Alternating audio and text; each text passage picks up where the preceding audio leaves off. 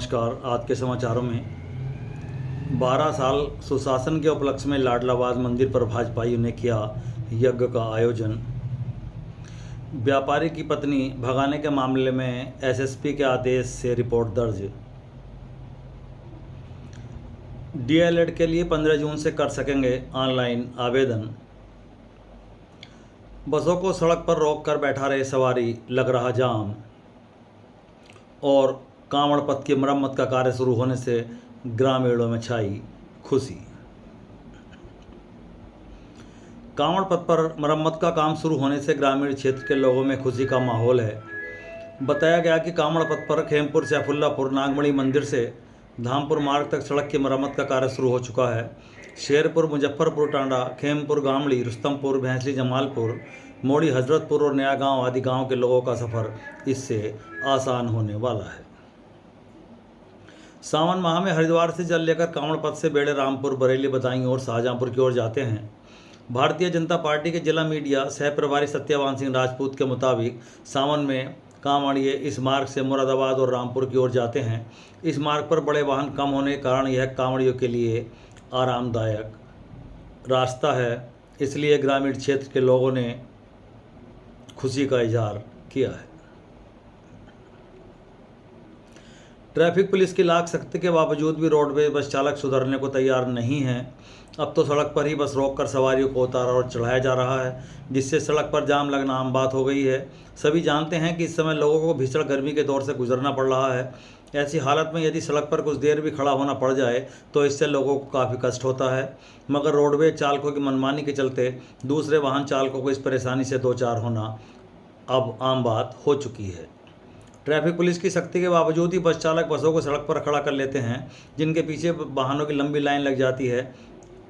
किसी किसी दिन तो हालात इतने बदतर होते हैं कि दोनों ओर से दो दो बसें खड़े होकर सड़क को बिल्कुल जाम कर देती हैं।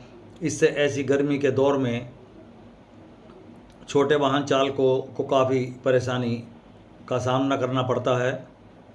नगर के लोगों ने स्थानीय पुलिस से इस समस्या से निजात दिलाए जाने की मांग उठाई है।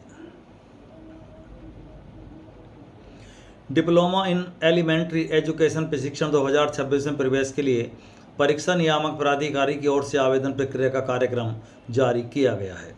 अभ्यर्थी 15 जून से ऑनलाइन पंजीकरण करने के साथ शुल्क भी जमा कर सकेंगे। पंजीकरण की अंतिम तिथि 8 जुलाई निर्धारित की गई है। ऑफलाइन माध्यम से आवेदन स्वीकार नहीं होंगे। सचिव राजेंद्र प्रताप की ओर से जारी सूचना के अनुसार राज्य सरकार से संबंधित तथा मान्यता प्राप्त निजी व अल्पसंख्यक प्रशिक्षण संस्थाओं में प्रवेश प्रक्रिया संचालित की जाएगी। पात्रता, आयु सीमा, आवेदन शुल्क, चयन मानक और अन्य शर्तों से संबंधित जानकारी वेबसाइट पर उपलब्ध करा दी गई है। थाना कटघर के सूरजनगर पीतल नगरी निवासी युवक ने पुलिस को तहरीर देकर बताया कि उसकी आभूषण की दुकान है। परिवार में पत्नी और 2.5 साल का बेटा और एक बेटी भी है। पीड़ित के अनुसार उसकी पत्नी के अवैध संबंध कांट तहसील के थाना चलियाट गांव हमीनपुर निवासी शुभम से हो गए। 30 मई को सुबह वह काम से बाहर गया था। उसी दौरान पत्नी ने शुभम को घर बुला लिया। पत्नी और शुभम बिश्नोई घर में रखी 1,58,000 रुपये की नकदी और घर में रखे सोने के आभूषण और 1 किलो से अधिक चांदी निकाल कर ले गए। पीड़ित के अनुसार वह बाद में उसके घर गया तो वहां पर उसके साथ अभद्र व्यवहार किया गया और उसके रिश्तेदारों ने गाली गलौज कर उसे वहां से भगा दिया। 2 मई को रात करीब 10:30 बजे आरोपी शुभम, रजत और राजू उसके घर में घुस आए। मारपीट की। एसएसपी ने कटघर पुलिस को केस दर्ज करने के आदेश दिए थे। एसएचओ के अनुसार पीड़ित की तहरीर के आधार पर उसकी पत्नी, प्रेमी और उसके रिश्तेदारों के खिलाफ पुलिस ने एफआईआर दर्ज की है।